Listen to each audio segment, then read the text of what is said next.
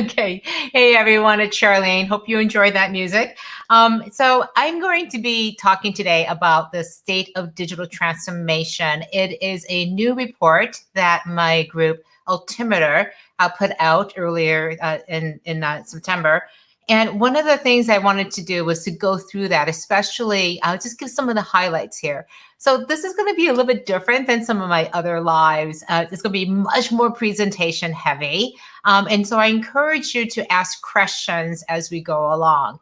One of the things I also want to make clear that this is a lot of research that's ongoing. So your questions are super helpful to me in terms of understanding what else we should be researching, what else we should be doing. So let's, without further ado, get started. So I'm going to show some of my slides here. So the first thing I want to talk about is really what were we trying to do with this report? And in particular, what we're going to be talking about today are three quick things. What are some of the transformation drivers of COVID-19, the digital maturity, and how does that actually play into what people are doing around digital transformation? And in particular, how it's impacting their priorities. And then also, what does transformational leadership look like? Especially because digital transformation has so many changes associated with it. How are people thinking about leadership, and how does it change again based on those priorities? And also various things running from geography to industries, and also, again, of course, digital maturity. So one of the things I would like to just make sure that you can see is you can get the report at this short link, bit.ly/altimeter-2020. You can read it. So it's there. And again, I would encourage you to take a look at the report. This is just the highlights. There's so much more information in the report, and I'm hoping that that will help you. So let me go on and talk about some of the first things is what is digital transformation? And what we define it at is the strategic adoption of all of these technologies, but also all the processes, the practices that increase, in particular, digital maturity. And the reason why we focus so much on digital maturity is that digital maturity represents the capabilities, the talent, the ability of the entire organization to be able to do one thing in particular, and that is to execute business transformation goals that drive growth. And the reason here is that digital transformation isn't the objective. It is to create change in the business that results in growth. So that is, of course, digital maturity. So really wanted to understand the correlation between digital maturity and how that was driving all the ways that transformation was happening inside the organization.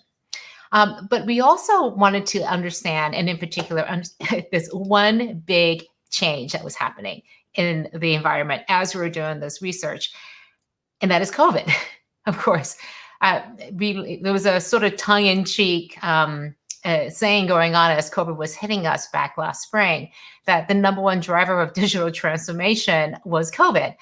And it's so true. We did in like 5 or 10 days what we would have normally thought would have taken us 5 or 10 years to be able to accomplish. So it's a very different kind of environment that we're operating in today.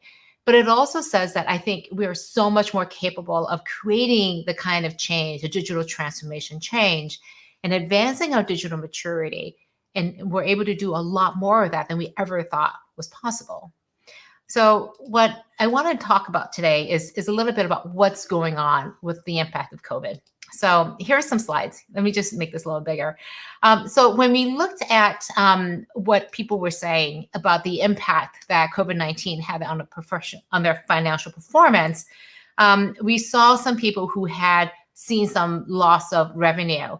Most people had seen some drop off and anticipated more. And a small number of people, only 4% of people, said that they actually saw increases in their revenues because of the circumstances of COVID.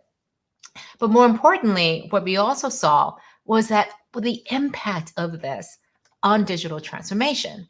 And what we found was that 11% of people were accelerating their digital transformation in order to take advantages of all the various opportunities in the marketplace.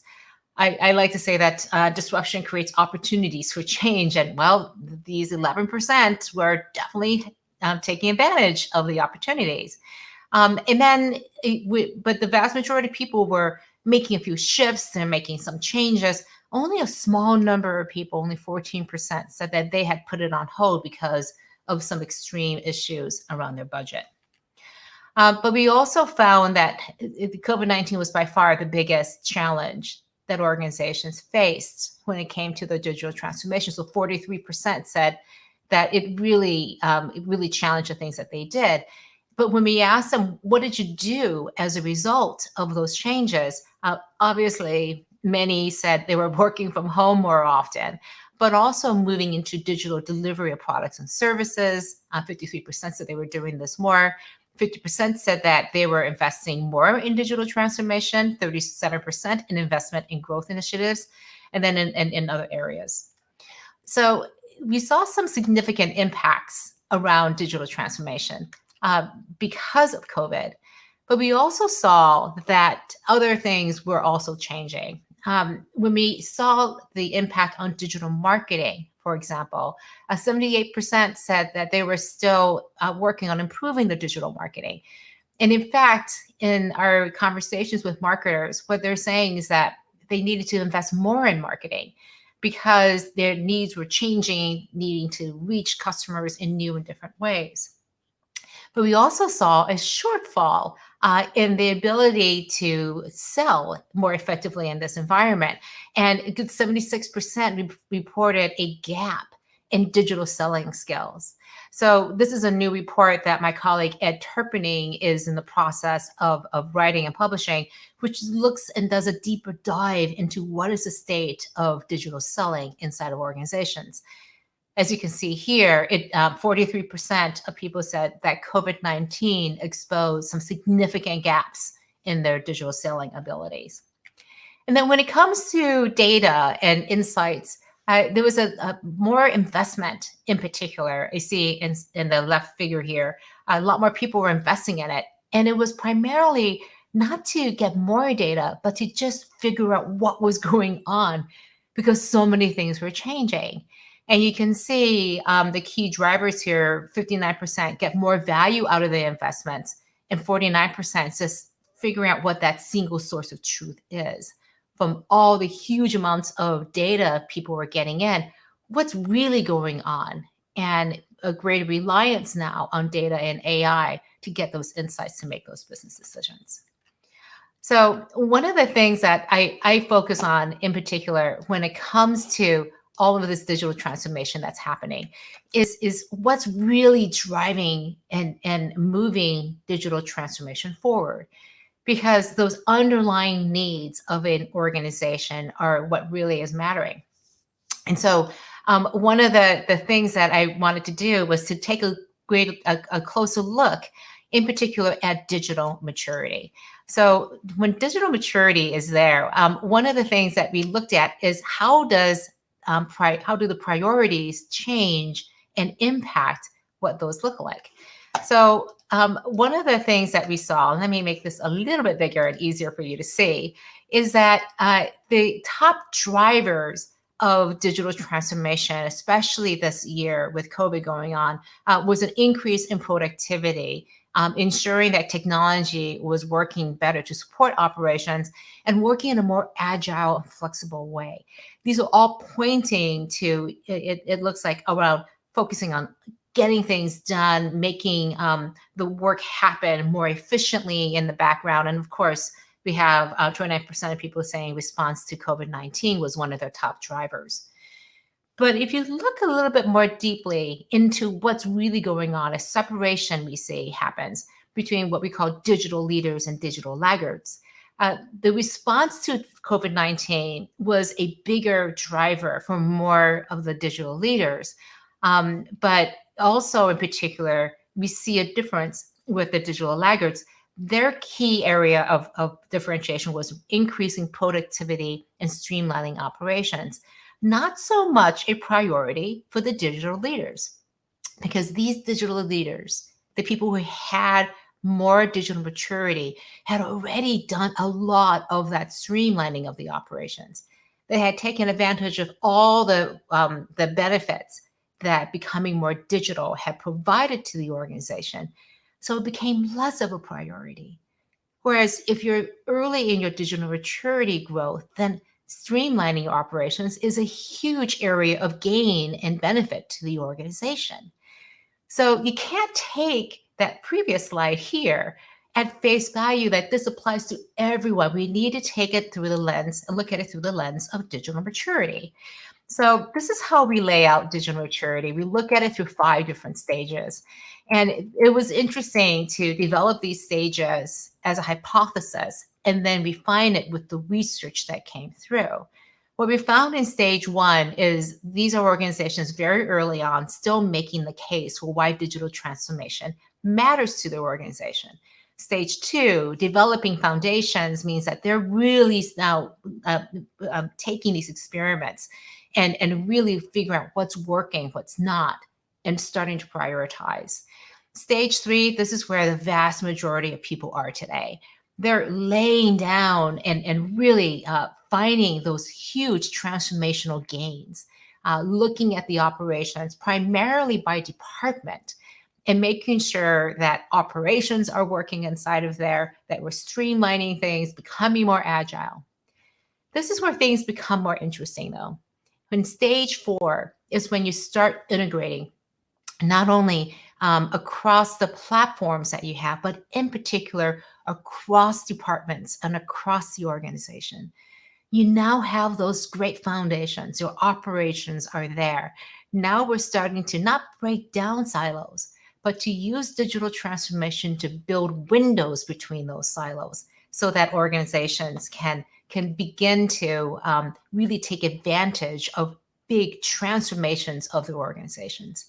In stage 5, this is when organizations are really accelerating. They're now able to go and explore new areas for growth, go through true business transformation, because operationally and from an integrated point of view, everything is firing at full steam. And now you can turn and pivot the organization to wherever those new transformational opportunities might be. I can't emphasize enough how important this kind of model of thinking around digital maturity is so important to understanding digital transformation today, because it is this approach we found that really shed a lot of light into how we think about digital transformation. Because it kind of makes sense. It's kind of intuitive that if you're early in your transformation, you're late in your transformation, you're going to be focused on different things.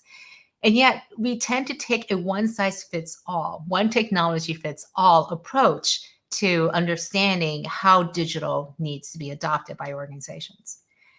So I want to take just a quick moment to acknowledge all the people who are watching. So hello to Omar from Abdul. Thank you for joining us from India. We have people coming in from Nigeria, from Lagos. Thank you, Rodrigo, for loving the transformation report. I'm glad you liked it. And the report, Hope, you can see it. I have the URL on here in my screen here. You can get it at this bit.ly account. You are more than welcome to just fill out that form and get that free report. We do publish all of reports on a free basis, so feel free to get the report and share it with as many people as you would like. We also have people coming in from Ghana, from India. Thank you, Shilpa and Noah, for joining us. And thank you, Esther, also for joining us, and Jose. So if you have any questions around the content that I'm providing here, just put them into the chat. I can try to get to them and towards the end of our discussion here today.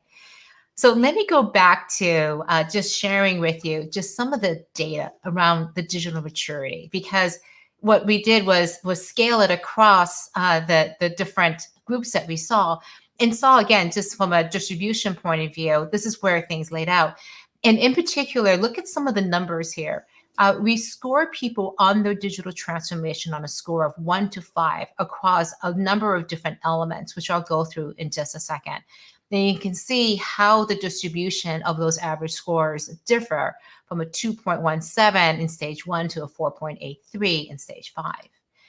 So what we found was that this digital maturity definitely differs by geography. You can see here in my first slide here that organizations in EMEA were tending to be a little bit more on, tended to be more stage 2 and 3. And then organizations in Asia, well, fairly even in distribution, weren't that strong in stage 5, the most mature levels. Organizational size, we didn't see a lot of difference. This was kind of surprising. There was a little bit more of an uptick for very large organizations to be at stage 5. But for the most part, what we saw was organizations fairly followed this track. And again, smaller organizations tended to be a little bit more likely to be in the stages 1 and 2. By business type, we did see some big differences here. B2B to C organizations tended to be more mature, which makes sense because given the complexity of the organizations, there's a greater need to be at that integration state, have more things going on that they needed to be earlier into this process. And then by industry, we saw some significant differences, especially with healthcare. Healthcare across the board tended to be a little bit more onto the less mature side and banking to be on the more mature side. You can see this in particular with some of the spider charts I have here. This is a chart that looks at the 5 elements of digital maturity: marketing and sales, customer experience, data and AI leadership, and technology and innovation. And this is where organizations scored on average. And one of the things that you can do yourself is, if you are interested in understanding what your digital transformation score looks like, you can go to there too as well. Let me go and find my right one here to show. And this is the link to a diagnostic that you can take. Pretty easy. You go through all the questions, answer them, and you'll see the results at the end. And there's a link there to also go to some benchmark data. So you can benchmark yourself against region, by organizational size, by one of the 4 industries that we covered in depth. So take a look at that, and it's a great tool to be able to use. One thing I wanted to show was what this looks like by industry. So you can see the blue lines here are around healthcare. Again, healthcare across the board was lower than the other organizations. I'm going to make this a little bit bigger so you can see it. But the general shape of this is true, that across the board customer experience, and even when we get into it by geographies, customer experience across the board was a bit lower. Technology and innovation and leadership tended to be higher across the board for organizations. And I've been asked several times, why is it that customer experience is so much lower than other places? And one of the key issues is that we scale this on a scale of 1 to 5. And 5 is the ultimate of what customer experience could look like. And so this is relative to that best in class. And the reality is that customer experience is at such a high bar set by organizations like Amazon, by Google, by many of the other leaders, that it's hard for many organizations to be able to meet that, especially from an organizational point of view. How well are you organized and focused on customer experience? Even though it's a top priority, I think many organizations are still really falling short of that. I want to move on and talk a little bit about some of the things that we're seeing around which initiatives organizations are seeing and focusing on. Again, this is the data across every single organization that's out there. Again, top initiatives are modernizing the IT infrastructure, improving operational agility, and organizing customer data and accelerating innovation.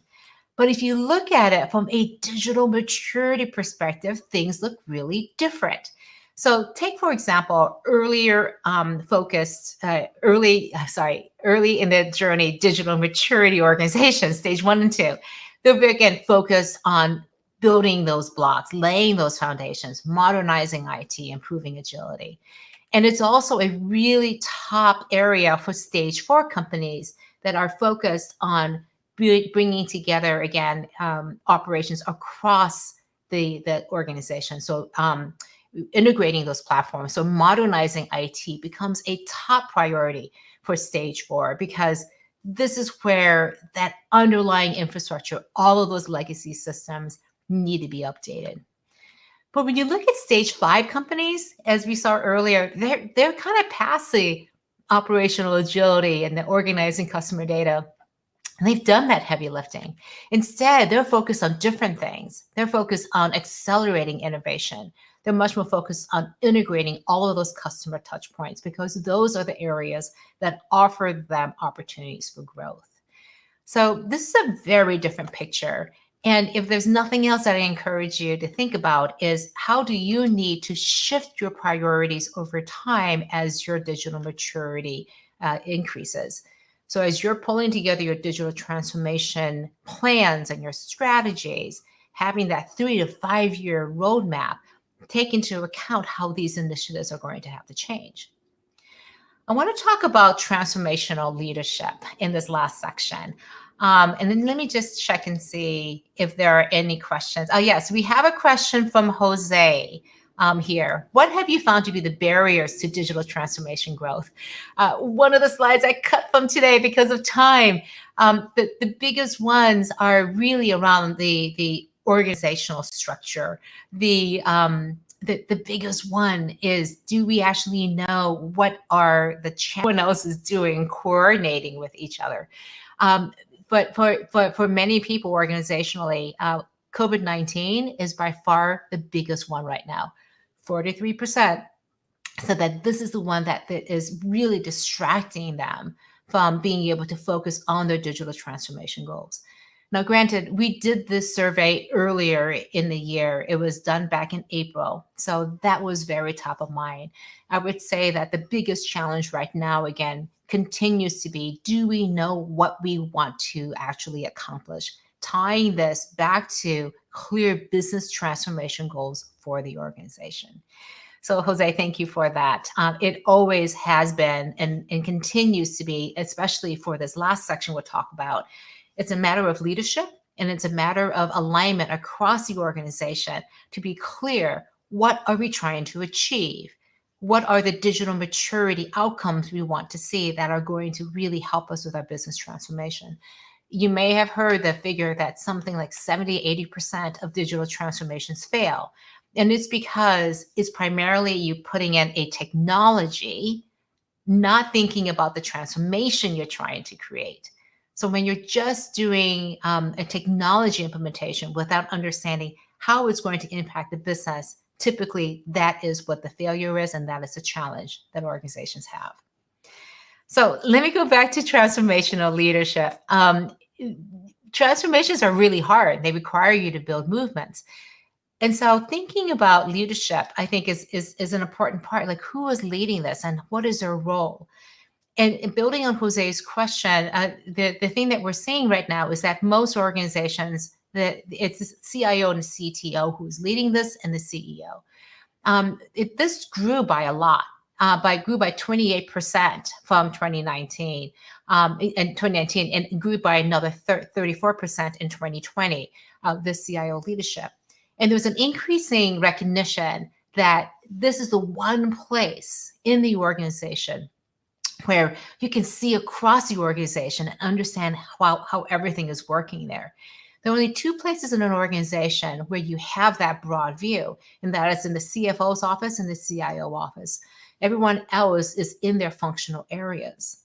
So the CIO plays a very strategic role in understanding how digital is actually going to transform the business and therefore prepare the organization for that strategic future. But we also see about 30% is coming from this motley group, I like to call them, of the chief digital officer, of the chief innovation officer, if they, again, those are in the organization, but also from the board of directors. Again, these are the people who are looking across the organization and have the responsibility to think about how does an organization advance in this way. So a little bit of deeper dive into what's happening there. We can see by vertical, who is actually relying more on CIOs and CTOs, and definitely banking and finance is much more likely to have that role, the CIO, than the CEO in that role. Again, banking is more advanced in terms of their digital maturity across the board than some of the other areas. And you can see in healthcare, again, it's run fairly evenly between the CEO and CIO. I would say, again, as you're becoming, as organizations are becoming more digitally mature, the onus falls more and more onto those CIOs. You can see just by organizational size, they're much more likely to be led by the CEO. And again, by maturity, we're seeing it becoming much more prevalent for the CIO to be leading the charge as they become more mature. I just want to end up with a couple of action implications for this. The first one is, again, what I've been harping here, that digital maturity matters.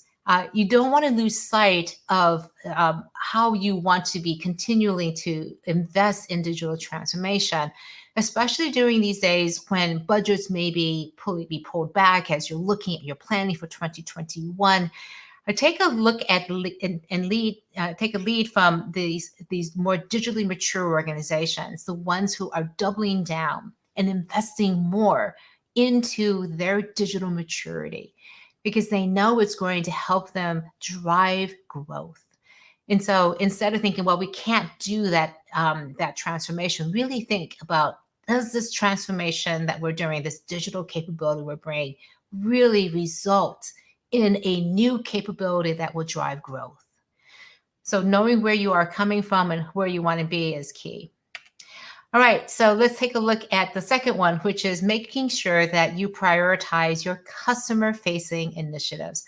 And what I mean by that is when you're looking at all the places you can invest in, I would highly recommend that you invest in these areas that are more focused on customer-facing, because unless you can have your digital efforts result in revenue-driving engines, you can try to fine tune your back end as much as you want. But if your front end facing your customers isn't going ahead and leading that charge, you won't be able to tap into the growth opportunities that are lying right now as we go into recovery, as we go back into a new state of normal. You want to be ready there to take advantage of all those growth opportunities. Finally, take a look at your leadership. And make sure that the most senior levels of the organization are engaged. It doesn't matter if you're at the early stages or if you're at the later stages, leadership continues to be a key reason why digital transformation fails or succeeds. And in particular, make sure they understand that this isn't, again, just about digital, but this is about creating a digital capability that allows the organization, gives you more options to be able to pursue growth paths that you have. All right, take a deep breath. Almost there. Let me just see if there are any questions coming up from the audience here. Let's see. Let's see, Rodrigo, interesting point that you have. I think the last person to lead digital transformation is the CIO and CTO. You would think that the last person would be to do that. Well, again, I think if we live in a marketing world, for example, and our world is focused on the digital transformation, especially centered around customer experience, this can be very surprising. But it makes sense because in stages 1, 2, and 3, we tend to be very focused inside of our organization, inside of that functional area. And so the person leading the digital transformation in that space is, of course, that functional leader. And guess where a lot of it starts? It's in marketing. But what we find is at an organizational level, what we're finding is that very quickly the CIO is charged with making sense and understanding where everything is. So the question is, what's the highest level of organizational oversight across all of your digital transformations? And across the board, it is the CIO. The buck stops with them because it's seen as a digital project. So it's a different thing, though, I think, because I feel that every organizational functional head is going through some sort of digital transformations. CHROs, COOs, looking at the supply chain operations, procurement. We have customer service also going through its own transformation, sales. So in order to bring all of those efforts into one place, we're really looking at having that executive be either the CIO or increasingly, interestingly, the CEO. So great question on that. All right. The last point that I'd like to just go into is to talk a little bit about Altimeter, my baby, the company that I founded. And that is, how can Altimeter help you in understanding how to deal with the digital transformation? And one of the things, I'm going to make this a little bit bigger, so the punch is a little bit small to say. When we at Altimeter, what we do is we help organizations thrive with all of this disruption. And we look at many different types of disruption that are happening. Everything from the digital to social business to customer experience, and especially my favorite passionate area is around leadership. But what we think about, how we think about disruption, is that there are various stages that you go through. In the beginning, you're trying to just understand what the heck is going on with this disruption. And there we can help you understand how our customer needs changing. We can help you think about the landscape, how it's overlooking things, and also think about the future of whatever it is that you're trying to understand. Once you understand it, then it goes into assessments like where are we on this landscape? How mature are we from a digital point of view? How ready are we to engage as a leadership team? How do we think about data and AI ethics? And so we can do audits, we can look at opportunity analyses, and also help you make the case based on that assessment and the gap that you have with what you want to do. If you're in that planning stage, we can also help you with scenario development, roadmaps, and strategic alignment. We are part of a larger organization called Profit of over 500 consultants from all around the world. So it's just not us Altimeter analysts who are out there. We also have this incredible resource to be able to go out there and assist and support your digital transformation. And the last part is supporting and executing. A lot of the work that we do is actually in this area, which is you may already have gone through a lot of this, but there are things that are still not completely laid out. So we can bring best practices from around, for example, the governance. Ed Turpinning and I, my colleague, are kind of governance geeks. We really like understanding structure and process and how to actually use them in a smart way to be able to manage and grow with that disruption. We also help with a lot of technology selection and playbooks. So think about how some problems that you may have, some issues. I'm always available and ready to engage and just help and direct you to either resources we have, or if we can't help you, to resources outside of Altimeter and Profit too as well. That's what I have for now. This is my contact information. Always encourage people to stay in touch. And one of the things that I do want to put out there is that you can go and download all of these slides. You're more than welcome to get them. Use them to the ways that you want to be able to use them. You can go and download the report too as well. Again, I'll put out the report URL so that you can go and see how this research could potentially help you. You can also finally learn more about Altimeter at this site, at our website. Altimeter is at profit.com/altimeter/services. That lays out all the ways that we can help, tons of different workshops and ways that we could potentially help you on your digital transformation. So thank you again for joining today. I know this is a little bit of a longer broadcast than I usually have, but I hope that this was helpful in just laying out and bringing to life some of the things that we're doing.